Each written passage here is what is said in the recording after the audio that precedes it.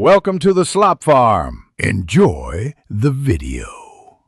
You begin now. Make sure the bobbin sits correctly and the top thread is threaded through the guides with 6-8 inches free.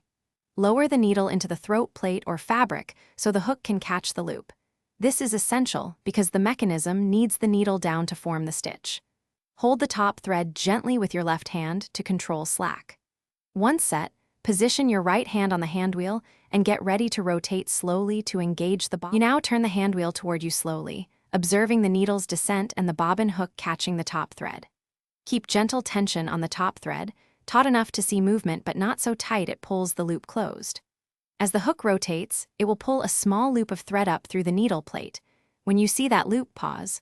Once you see the loop, use tweezers or your fingertip to lift that loop toward the needle and pull both threads toward the back.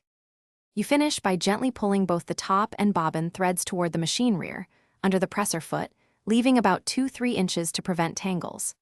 Lower the presser foot and run 1 or 2 slow test stitches to confirm the bobbin thread feeds smoothly and is properly engaged. If nothing appears when you turn the hand wheel, stop and repeat.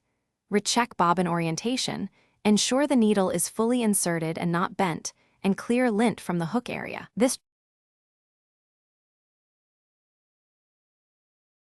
Thanks for watching. Consider subscribing if we helped you today.